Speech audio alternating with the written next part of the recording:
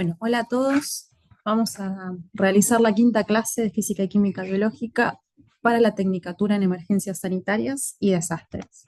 En esta ocasión tenemos que estudiar las biomoléculas. ¿Qué van a ser? Moléculas que forman parte de todos los organismos vivos. Podemos clasificarlas en cuatro grandes grupos, como hidratos de carbono, lípidos, proteínas y ácidos nucleicos. Y vamos a ir estudiando cada grupo por separado. Estas biomoléculas se caracterizan por ser macromoléculas. Suelen ser moléculas muy grandes, es decir, que están formadas por un montón de unidades. A esas unidades las vamos a llamar monómeros. Podemos imaginar como un collar de perlas, donde cada perlita sería un monómero y todas juntas conforman a la biomolécula. Entonces, vamos a llamar a cada unidad monómero y cuando se unen mediante reacciones químicas, tenemos lo que se llama polímero. Bueno, en este caso dice homopolímero, pero en realidad puede ser un heteropolímero u homopolímero. Eso no nos interesa en este momento. Acá tenemos el ejemplo de dos monómeros que cuando se unen forman una molécula mayor. Esta molécula formada por dos monómeros, se le puede unir un tercer monómero y quedar más grande, y así se le van a ir sumando los monómeros para ir formando moléculas cada vez de mayor tamaño. Bien, ahora sí, vamos a comenzar con los hidratos de carbono, que también son llamados carbohidratos, glúcidos o sacáridos. Son los famosos azúcares y harinas de nuestra dieta. Estas moléculas están formadas por tres elementos, esos elementos que vimos en la tabla periódica. Bueno, vamos a tomar tres de esos elementos: carbono, hidrógeno y oxígeno. No tienen ningún otro elemento más que eso. Después podemos conocer lo que se llama la fórmula molecular general, que nos indica básicamente que tenemos los tres elementos que dijimos recién, carbono, hidrógeno y oxígeno, y este 2 lo que nos indica es que por cada carbono y oxígeno tenemos dos átomos de hidrógeno. Y esta N me indica que eso sería un monómero. Me indica que ese monómero se puede repetir N veces.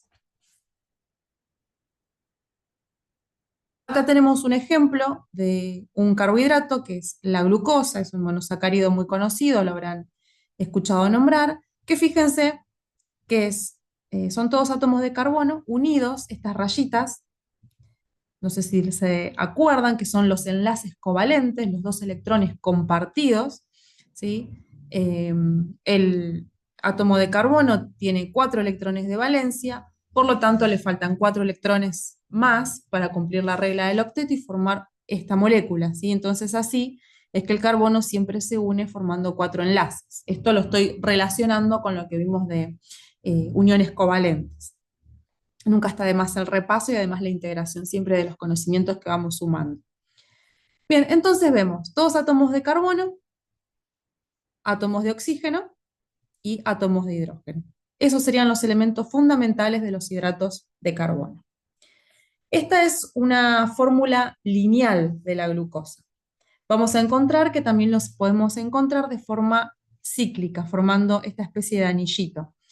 Ambas existen en la naturaleza, ¿sí? Tanto de forma lineal como de forma cíclica. Cuando forman las grandes moléculas, van a estar en este estado de ciclo.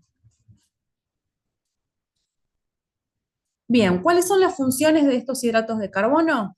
Son los principales proveedores de energía. Cumplen funciones estructurales, regulan el metabolismo de los lípidos son otras de las biomoléculas, y están presentes en los ácidos nucleicos, que también son otras de las biomoléculas que vamos a estudiar, que son el ADN y el ARN. Bueno, y acá se repite la regulación del metabolismo de los lípidos.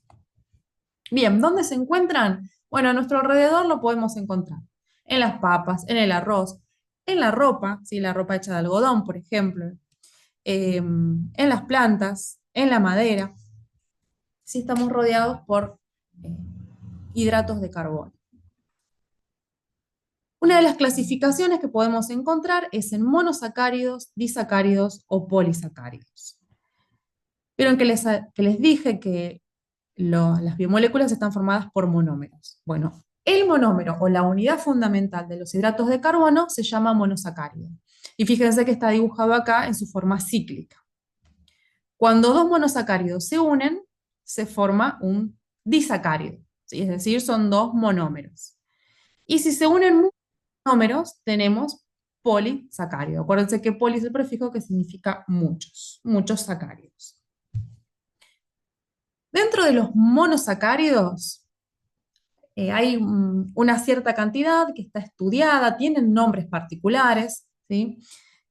Por ejemplo, tenemos la ribosa, que es la que forma parte de los ácidos nucleicos, la glucosa que nombramos hace un rato, la fructosa, la manosa, ¿sí? Estoy nombrando los que suelen ser los más comunes.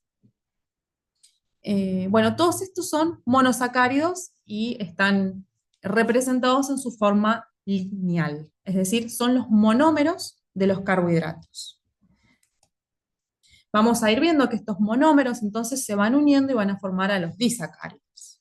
Si uno, por ejemplo, dos monómeros de glucosa, que son estos de acá, agarro dos glucosas, se unen mediante una reacción química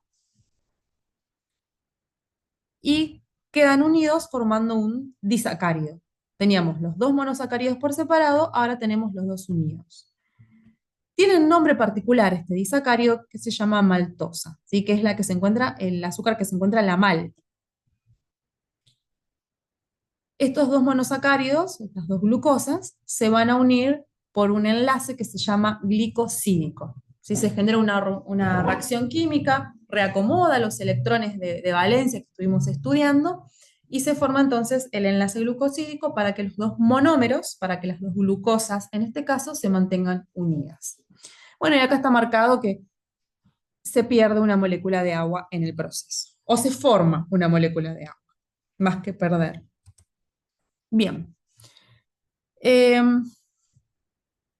Entonces, ejemplos de disacáridos comunes, la sacarosa, que es el azúcar que utilizamos normalmente para endulzar nuestras comidas, que está formada por dos monómeros. Los monómeros son los que están ahí, glucosa y fructosa. Si vamos acá a esta diapositiva, necesitaríamos una glucosa, perdón, y una fructosa. Cuando se unen estos dos monómeros en su forma cíclica, se forma la sacarosa. Si por otro lado una glucosa y un monómero de galactosa, se forma la lactosa, que es el azúcar que se encuentra en la leche. La leche deslactosada lo que hacen es, que tiene este disacárido, que se llama lactosa, lo que hacen es cortar el disacárido mediante una reacción química, lo cortan y tienen por separado la glucosa y la galactosa. Es decir, la leche deslactosada no contiene lactosa porque cortan a la lactosa a la mitad, ¿sí? Separan los monosacáridos que forman a la lactosa. Y otro ejemplo es la maltosa que había comentado hace un momento, que es la unión de dos moléculas de glucosa. Bien, entonces ya vimos monosacáridos, que cada uno tiene su nombre, que pueden estar en forma lineal o cíclica, los disacáridos, que es la unión de dos monómeros, y el ejemplo de los tres más importantes, sacarosa, maltosa y lactosa, y ahora vamos a estudiar a los polisacáridos, es decir, las moléculas más grandes que están formados por muchos monosacáridos. Según su función biológica, se pueden clasificar en polisacáridos de reserva o polisacáridos estructurales. Los de reserva lo que hacen es almacenar la energía. La guardan para cuando el organismo lo necesite. Y los estructurales cumplen una función de sostén. Ejemplos de polisacáridos de reserva son el almidón, y el glucógeno. El almidón es la molécula de reserva energética en las plantas. Vieron cuando hierven papas, arroz, se forma una capa de espumita blanca. Bueno, esa espumita blanca es el almidón que está contenido en esos materiales. El glucógeno es lo mismo, pero para los humanos.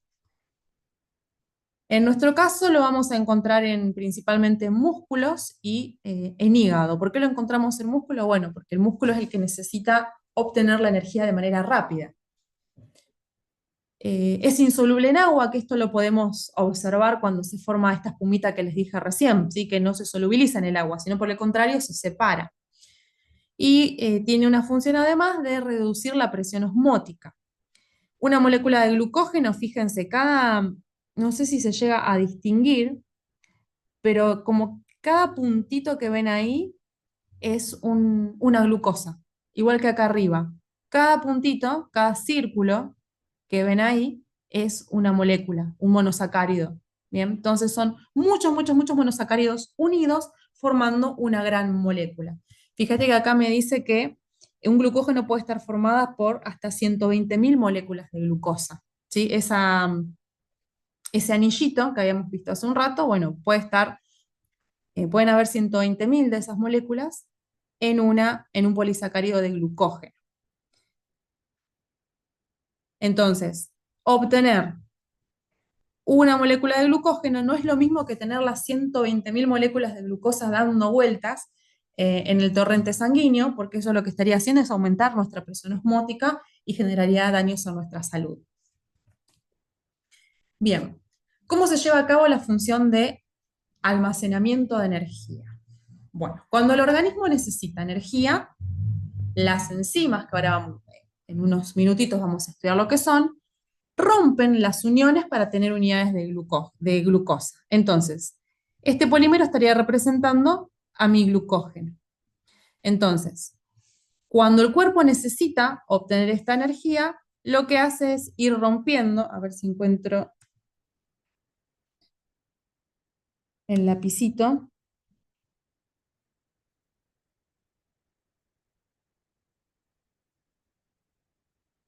Bien, las enzimas van a actuar separando estas moléculas de glucosa y quedan por separadas. Una vez que las moléculas eh, las tenemos en forma de glucosa, las células tienen la capacidad de utilizarlas y obtener energía.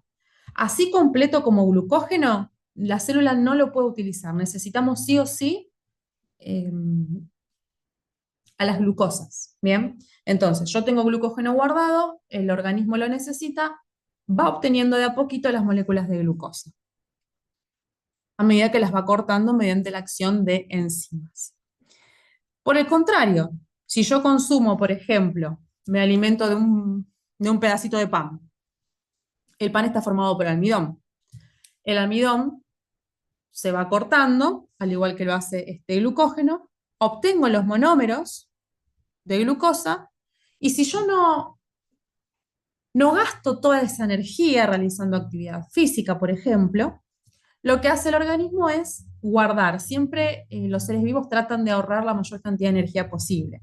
Entonces, si ya el organismo gastó energía en obtener los monómeros a partir del almidón, lo que hace es guardarlo. Entonces lo guarda y tenemos la reacción contraria, esta que va hacia este otro lado. Las moléculas de glucosa obtenidas son guardadas en el glucógeno. Entonces, de esa manera, lo que obtenemos es, si el cuerpo necesita energía, se desplaza para este lado, obteniendo los monómeros de glucosa. Por otro lado, si tengo un exceso de glucosa, lo guarda en la gran molécula de glucógeno.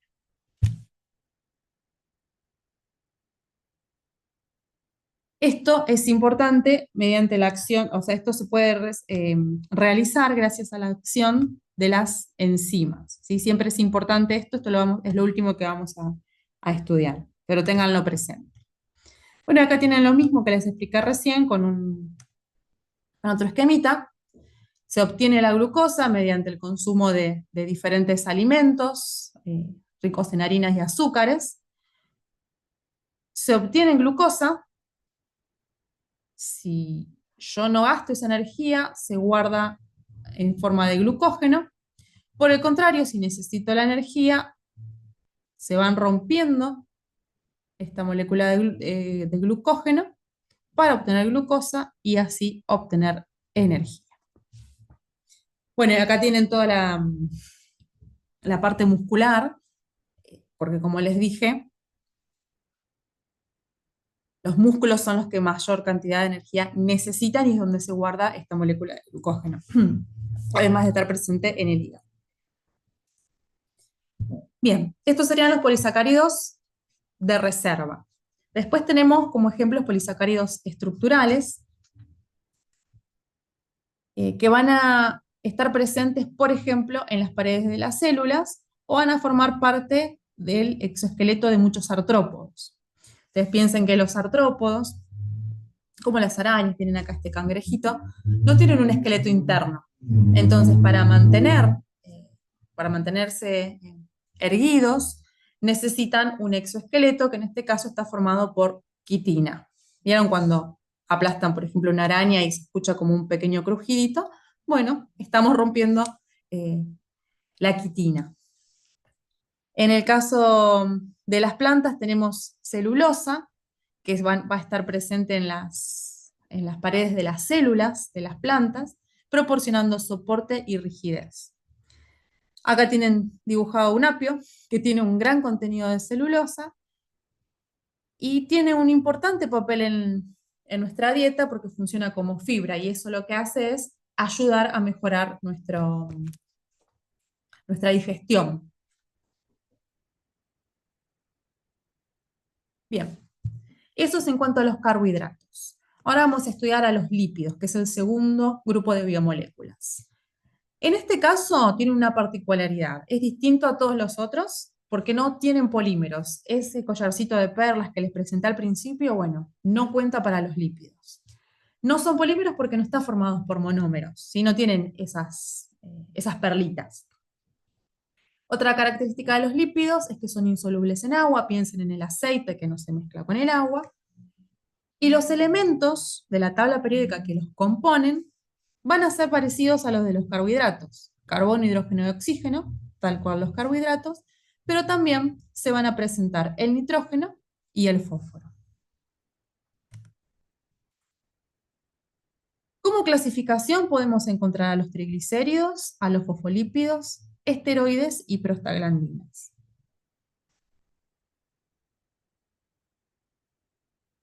No puedo ver lo que dice acá, esperen un cachito.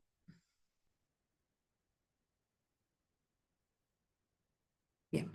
Funciones de los lípidos. Bueno, características, en realidad más que funciones, sí que son insolubles en agua, forman parte de las membranas plasmáticas de las células y organelas, funcionan como reserva de energía química a largo plazo, recién hablamos de los carbohidratos. Si el cuerpo necesita energía a corto plazo, por ejemplo, necesitas correr el colectivo, correr una maratón, bueno, siempre conviene que consumas, por ejemplo, cereales, que ahí tenés carbohidratos, fibras, y el cuerpo puede obtener energía de manera rápida. En cambio, los lípidos brindan mucha más energía que los carbohidratos. ¿Sí? Los carbohidratos brindan 4 kilocalorías por gramo y los lípidos el doble, ¿sí? 8 kilocalorías por gramo. Entonces, ¿por qué el cuerpo no utiliza los lípidos en lugar de los carbohidratos y está obteniendo más energía de los lípidos? Bueno, esto ocurre porque los lípidos se metabolizan de manera mucho más compleja. Entonces es más fácil para el cuerpo utilizar primero los carbohidratos que hayan disponibles. Una vez que se agotan los carbohidratos, recién ahí vamos a las grasas. Por eso es importante en las personas que necesitan hacer dieta para disminuir la grasa corporal, es disminuir el consumo de carbohidratos para que el cuerpo después pueda ir gastando, como no le queda carbohidrato, puede ir gastando los lípidos que le quedan disponibles. Bueno, otra función es la de proveer protección mecánica y en caso de trauma, en caso de algún golpe, ayudan a mantener la temperatura del cuerpo, aislándolo en caso de bajas temperaturas. Piensen en los osos polares, por ejemplo, que mantienen la temperatura corporal gracias a que debajo de la piel tienen una capa de lípidos que hacen que cuando el cuerpo produce calor, ese calor no se escape y mantenga entonces la temperatura eh, corporal. Otra de las funciones es que regulan procesos celulares y respuestas fisiológicas como hormonas y prostaglandinas. Y muchas de las vitaminas que conocemos son lípidos. Entonces tienen funciones muy variadas. El primer tipo de lípido que vamos a estudiar es los triglicéridos, que están formados por, este es el triglicérido. Si lo separamos, vamos a encontrar esta estructura que se llama glicerol, y por otro lado, ácidos grasos. En cada carbono se va a unir un ácido graso. Entonces se llama triglicérido porque tiene 3 ácidos grasos unidos a su glicerol. Los ácidos grasos son básicamente grandes cadenas de carbono, ¿sí? Así como esta, pero te piensen que en cada vértice tenemos un carbono. Entonces suelen ser cadenas de entre 16 a 20 carbonos. Bueno, acá tenemos otra vez la estructura de un triglicérido, que fíjense que a veces tenemos, estas rayitas estarían representando los enlaces simples. Acá nos encontramos con un enlace doble. Entonces, estos enlaces dobles le van a dar diferentes propiedades a los triglicéridos. Van a permitir, por ejemplo, que ahora lo vamos a estudiar, a ver si lo puedo marcar de alguna forma, que los triglicéridos se puedan, por ejemplo, si yo tengo simple enlace, todos con enlaces simples, ahí ya se me está chanfleando. Y si tengo un enlace doble, va a producir, por ejemplo, dobleces. Si esto no se me está chanfleando, lo estoy haciendo a propósito, así. Esto suele pasar, parece un dibujo de niños lo que estoy haciendo, pero quiero que quede la idea clara. Cuando tenemos todos enlaces simples, el ácido graso queda de manera más bien recta. En cambio, cuando tenemos enlaces dobles, como acá, en estos casos, lo que le va a permitir al ácido graso es que genere ciertos dobleces, ¿sí? Que se vaya eh, sí, doblando. Eso va a permitir que los ácidos grasos, si tengo más torcidas las cadenas, que se mantengan más separados. En cambio, si tengo todos enlaces simples, la estructura va a ser más recta y los puedo acomodar más juntitos, ¿sí? Los que tienen cadena simple, enlaces simples, van a estar más juntitos, y los que tienen cadenas con enlaces dobles van a estar más separados por una cuestión conformacional de espacio. Bien. Acá tenemos dos nombres específicos que se le dan a los ácidos grasos. Cuando tenemos dos enlaces simples se los conocen como ácidos grasos saturados. Cuando tenemos enlaces dobles se los llama ácido graso insaturado. Entonces acá tenemos el ejemplo de dos ácidos grasos insaturados porque tenemos los enlaces dobles.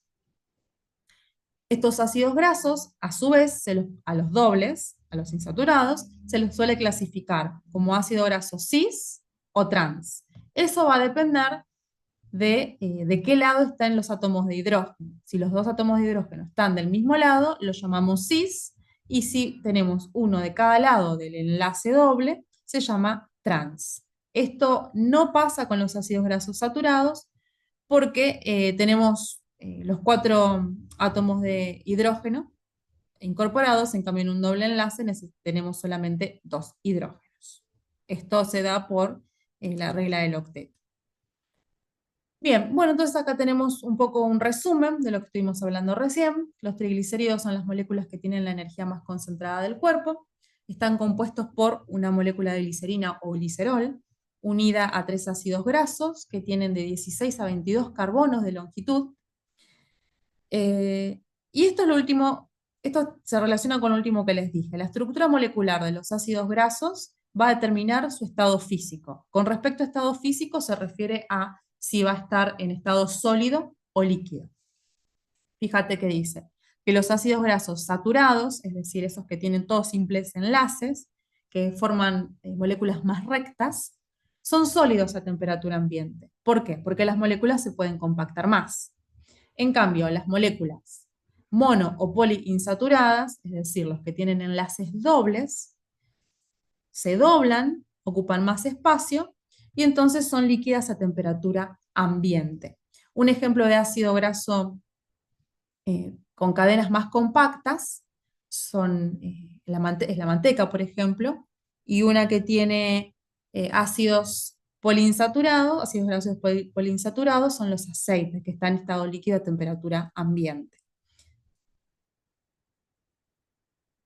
Piensen que para relacionarlo con el tema de los diferentes estados de la materia, el estado sólido, recuerden que las moléculas estaban bien ordenadas, en su lugar, quietas, si bien estaban vibrando, estaban más ordenadas y con una menor energía cinética, una menor energía de movimiento.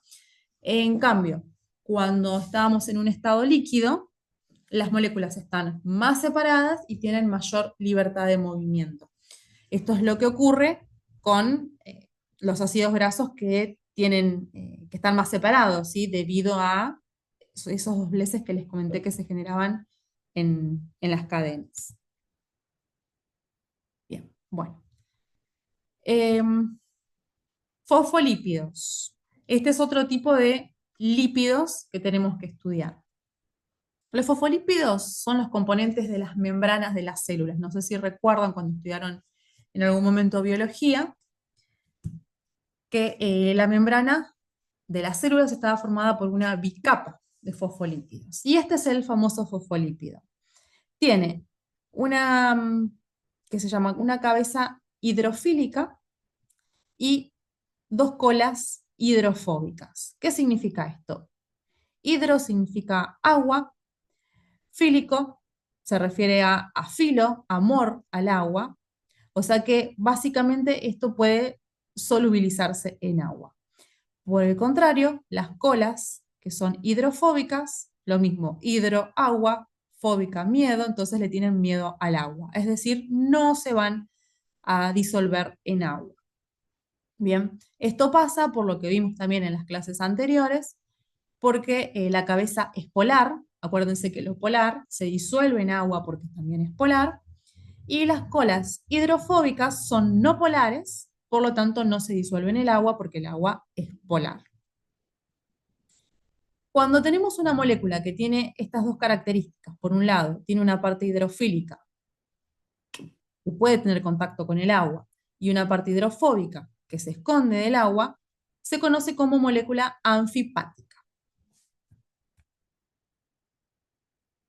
Acá tenemos cómo se acomodan en la membrana de la célula. Ustedes piensen que en una célula, si esta es mi célula, en el interior tenemos agua. Si es aproximadamente la célula es un... Uy, esto no sé qué me pasó. La célula tiene un 65% de agua, tanto adentro de la célula como afuera de la célula, que lo vamos a llamar espacio extracelular. O sea, tenemos un 65% de agua, tanto adentro como afuera. Entonces, lo que va a pasar con los fosfolípidos es que, y esperen que pongo acá, también escribo lo mismo. Si este es el interior de la célula, tenemos H2O. Y este es el exterior de la célula, H2O. Imagínense que toda esta membrana que tienen ahí, yo tomo una pequeña porción y la observo al microscopio y me observo con y me quedo con esta estructura. ¿Qué está ocurriendo? ¿Por qué se forma esto? Bueno, las cabezas de los fosfolípidos son polares, ¿sí? Son hidrofílicas, o sea, no van a tener problema de tener contacto con el agua. Entonces, las colas, que son no polares, que son hidrofóbicas, se esconden, ¿sí? Y se unen entre sí, dejando expuestas únicamente las cabezas polares. La única forma que pase eso es que se forme una bicapa lipídica, porque si yo pongo un fosfolípido así, únicamente uno solo, una capa simple, la cola estaría tocando el agua que hay en el espacio intracelular. Y si lo pongo al revés, la cola estaría tocando el agua que se encuentra en el espacio extracelular. La única forma de que esto no pase es que se escondan formando esta doble capa de lípidos. Entonces, las colas están del lado de adentro y por fuera quedan las cabezas polares o hidrofílicas. Bien, y acá tenemos ejemplos de micelas y liposomas, ¿sí? En soluciones acuosas forman estructuras para esconder sus colas alifáticas y poder solubilizarse. Si ustedes tienen, eh, mezclan agua y aceite y revuelven el vasito donde hicieron esa mezcla, se van a formar como unas pequeñas micelas. Bueno, después, si lo dejan un tiempo corto, el aceite termina quedando arriba por ser menos denso y el agua abajo. Pero si ustedes lo revuelven, se forman estas micelas y pueden observar estas características que nosotros hablamos de los lípidos.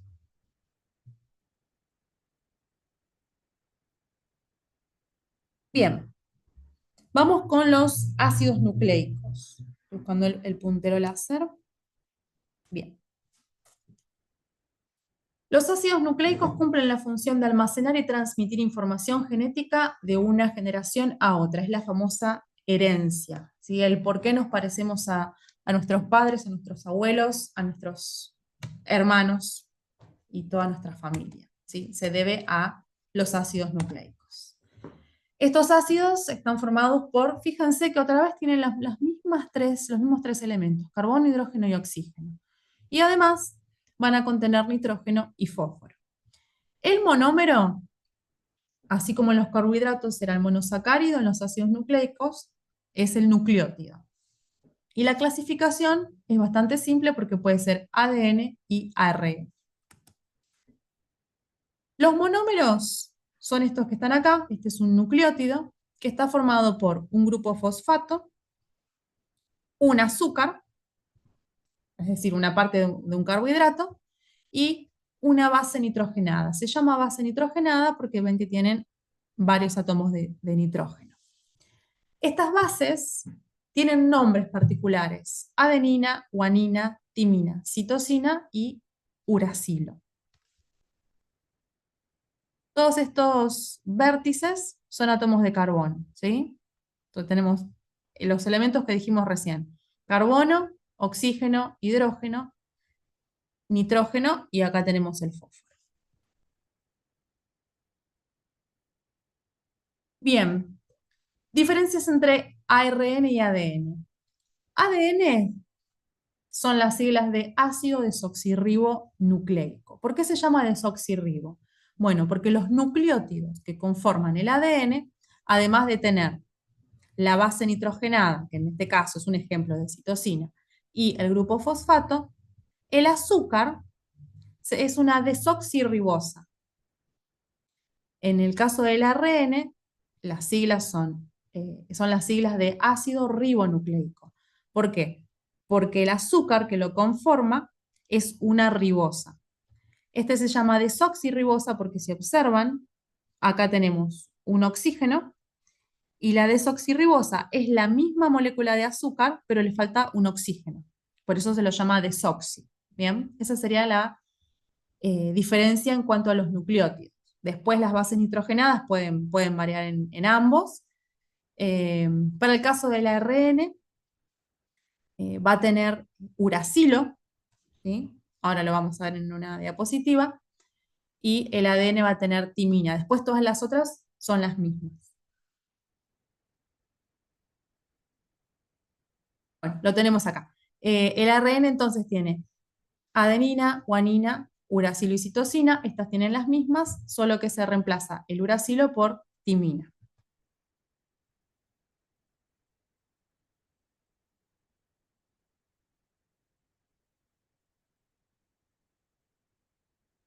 Bien.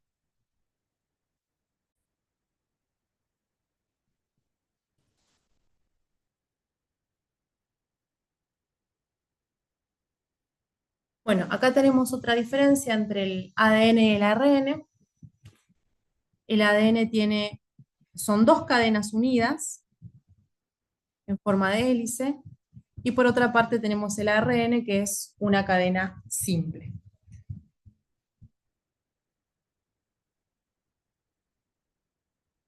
Otra de las moléculas importantes dentro de los ácidos nucleicos es la molécula de ATP. Esta molécula ya la estudiamos cuando vimos metabolismo. Fíjense que tiene la base nitrogenada, la ribosa, así que estaría formando parte de los nucleótidos del ARN, y los tres grupos fosfato, razón por la cual se llamaba ATP, adenosin trifosfato. Adenosin porque tiene adenina como base nitrogenada.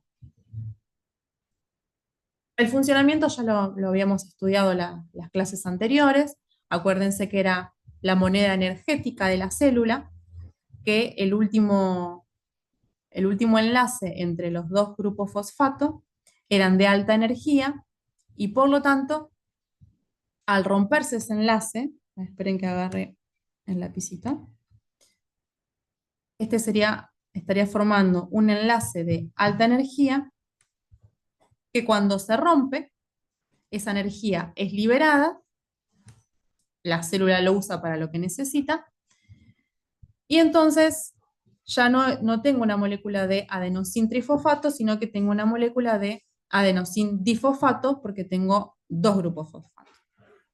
Esto acuérdense que era reversible cuando la célula tiene energía extra por X motivo.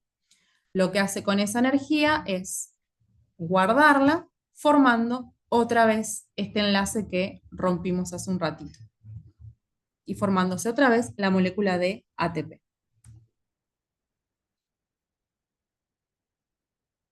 Bien, nos queda ver las proteínas. Están compuestas fíjense que mantenemos los mismos elementos, carbono, hidrógeno y oxígeno.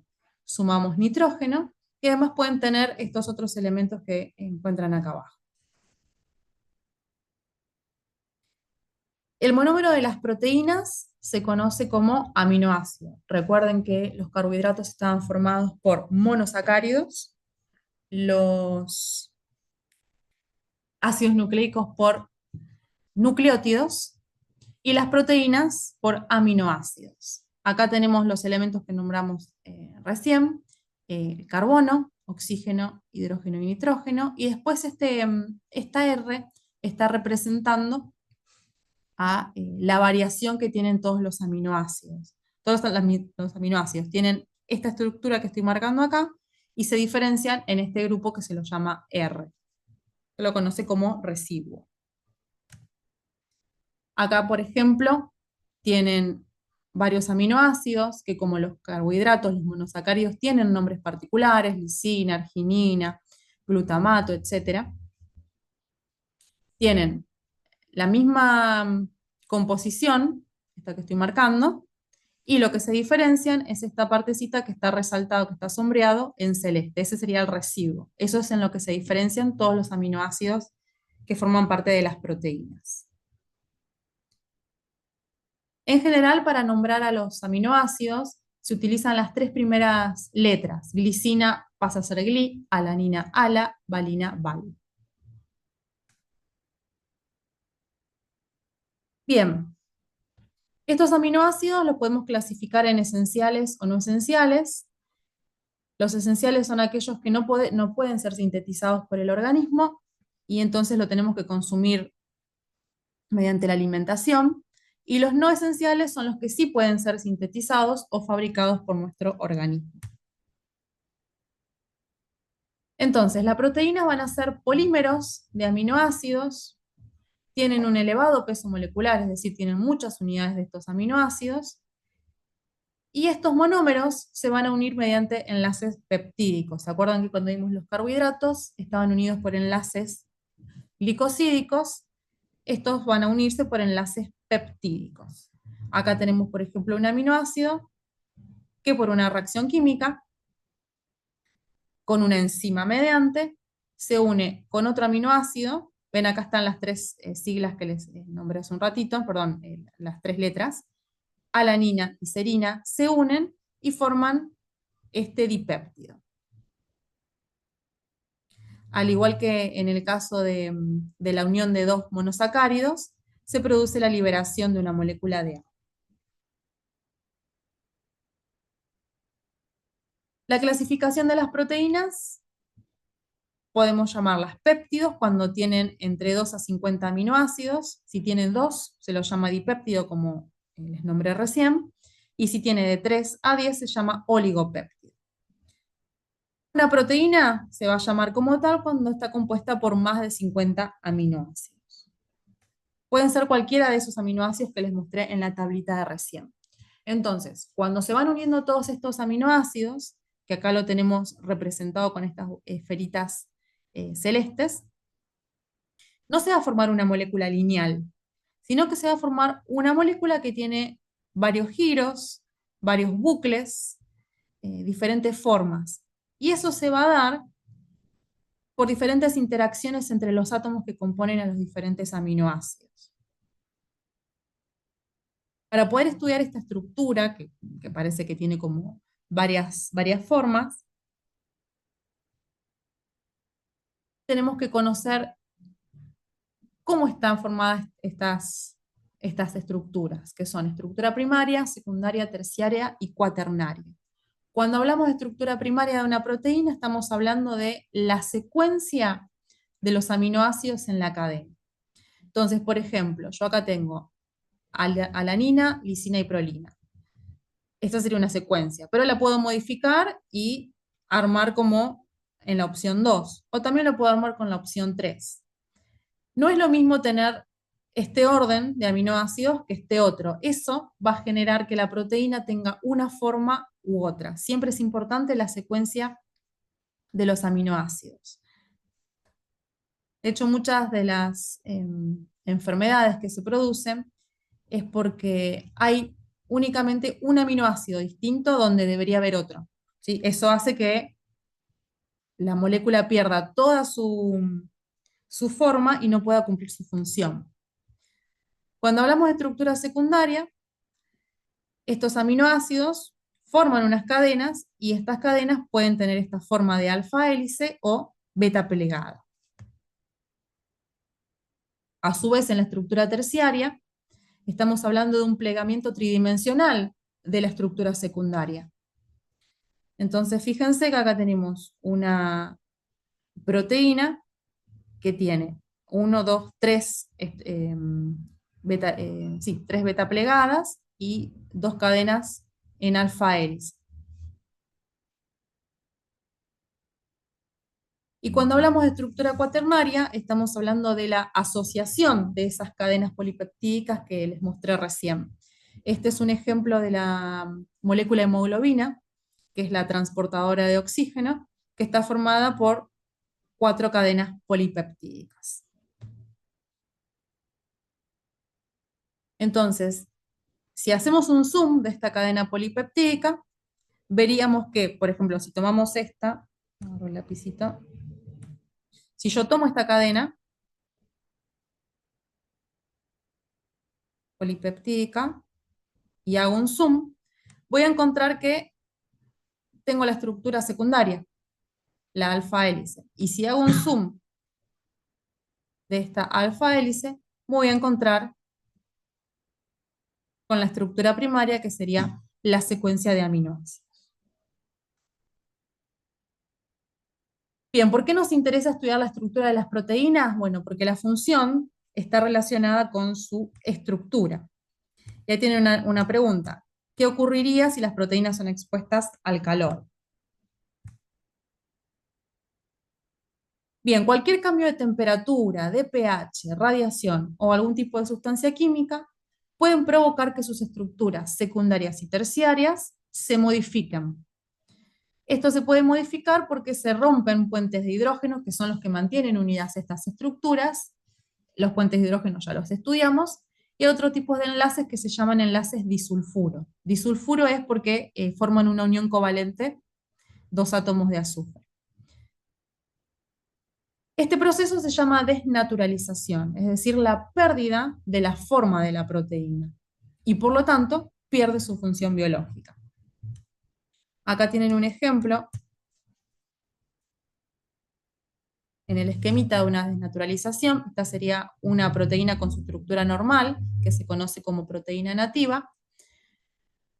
Lo puedo exponer al calor, por ejemplo, a una clara de huevo, la expongo al calor, la cocino y lo que estoy haciendo en ese momento es desnaturalizándose, desnaturalizando la proteína. Fíjense que tenía esta forma y ahora me quedó más lineal. ¿Bien? Entonces, cumple una función completamente distinta. Las proteínas pueden tener una función estructural que dan soporte y protección externa. Ejemplos pueden ser el colágeno, que lo encontramos en tendones, en huesos, en los cartílagos. En el caso de la piel, las uñas y el pelo, tenemos la proteína que se conoce como queratina. Y acá tienen el ejemplo de la tela de araña o lo que forman las orugas. Se llama fibroína. Otras de las funciones son transportadoras, en el caso de la proteína que vimos recién, que es la hemoglobina, cuya función es transportar oxígeno. También puede transportar dióxido de carbono para eliminar el desecho del metabolismo celular. Cumplir funciones hormonales, por ejemplo la insulina o el glucagón que controla el metabolismo de los carbohidratos. Otro ejemplo es la hormona de crecimiento. Cumplen funciones contráctiles. ¿Sí? Las fibras musculares para contraerse necesitan de estas dos proteínas que se llaman actina y miosina. Si hablamos de función de defensa, bueno, tenemos los anticuerpos. Y los anticuerpos son proteínas que se llaman inmunoglobulinas. Después tenemos la participación de la trombina y el fibrinógeno en la coagulación de la sangre. Pueden actuar como reserva energética. En la leche tenemos la caseína o en la clara de huevo la ovoalbúmina. Estos funcionan como reserva energética para la cría. Después cumplen funciones homeostáticas, regulan el equilibrio osmótico y el pH. Y una función que quizás es la más importante de todas, que es la enzimática, que es la que vamos a estudiar en la siguiente diapositiva. Entonces, las enzimas son proteínas. Tienen una forma globular como la que vimos en la hemoglobina, que hacen catalizar las reacciones químicas. ¿Qué significa catalizar? Que aumentan la velocidad de una reacción química. Sin las enzimas, esa reacción química no podría producirse. Acá tienen un esquema que estaría representando el avance de una reacción química. Y si acá tienen, por ejemplo, una glucosa que reacciona con oxígeno para producir dióxido de carbono y agua. Es un resumen de todo lo que ocurre cuando respiramos. ¿Sí? Respiramos oxígeno y exhalamos dióxido de carbono. Para que eso ocurra, internamente la célula genera una gran cantidad de reacciones químicas. Para que esto ocurra, fíjense que sin la enzima, la energía que necesita es mucho mayor que con la enzima. La energía necesaria para que ocurra una reacción química se conoce como energía de activación. Entonces, la energía de activación con la enzima es mucho menor que la energía de activación sin la enzima. Básicamente, si no tenemos enzima, la reacción química no ocurre.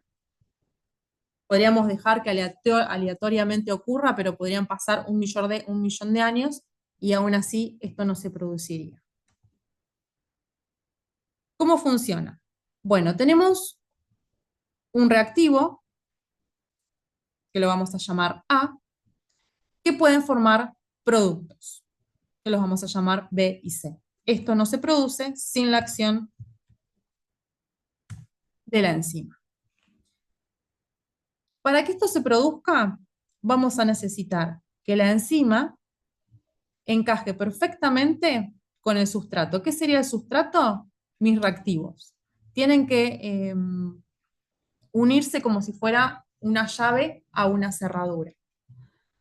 Cuando se unen, se forma el complejo enzima-sustrato. Una vez que esto se finaliza, fíjense que ahora los productos son B y C por separado. Acá tenemos, esperen que escribo con la lapicera de acá. Este sería mi reactivo A, que se une a la enzima, y después terminan separando en B y en C. Esa sería la función de la enzima. Entonces, ¿qué es lo que vemos importante acá? La forma. Como les decía hace un rato, si la proteína no tiene esta forma, no puede unirse a este sustrato A, y entonces la reacción química no se produce. Y muchas de las veces esas reacciones químicas son fundamentales para la vida. El sitio donde se une el sustrato se conoce como sitio activo. Bueno, y acá tienen el nombre de modelo llave cerradura, que es el ejemplo más fácil de ver. Bien, dentro de del funcionamiento de las enzimas podemos encontrar inhibidores, que lo que hacen los inhibidores es o disminuir la función de las enzimas o impedir directamente que actúen y por lo tanto no ocurre la reacción química. Dentro de estos inhibidores podemos diferenciar los competitivos o los que se llaman efectores alostéricos. Los competitivos funcionan de la siguiente manera. Esta sería la enzima. Si viene un inhibidor que también encaja perfectamente en el sitio activo de la enzima, cuando viene el sustrato no puede unirse al sitio activo. ¿Por qué? Porque ya está ocupado por la molécula competidora. Entonces no puede ocurrir esta reacción química. Ese sería un inhibidor competitivo. Después, los inhibidores que tienen efectos alostéricos, tenemos dos tipos: los que producen una inhibición y los que producen una activación. Acá tenemos la enzima, el sitio activo, y por otro lado tenemos un nuevo sitio que se llama alostérico. En este sitio se va a unir el inhibidor. Entonces, este sería el sustrato, este que está acá en verde. Entonces, fíjense que la forma del sustrato encaja perfectamente en el sitio activo. Pero cuando tenemos un inhibidor que se une a su sitio, que lo llamamos sitio alostérico, fíjense cómo cambia de forma la enzima. Al cambiar de forma, el sitio activo se encuentra alterado y el sustrato no se puede unir. Por lo tanto, no ocurre la reacción química. En el caso de la activación alostérica es al revés. ¿Sí? Tenemos, mediante la unión de esta molécula, que ahora la vamos a llamar activadora, sin la unión, el sitio activo está alterado, pero cuando se une, permite que el sitio activo cambie de forma y el sustrato se pueda unir. Entonces tenemos inhibidores competitivos, inhibidores que se unen al sitio alostérico, tanto para inhibir o para activar. Bueno, y esto es todo lo que tienen que estudiar acerca de las biomoléculas. Recuerden que tienen el material teórico, los apuntes y el PowerPoint que les voy a mandar por mail. Nos vemos la próxima clase.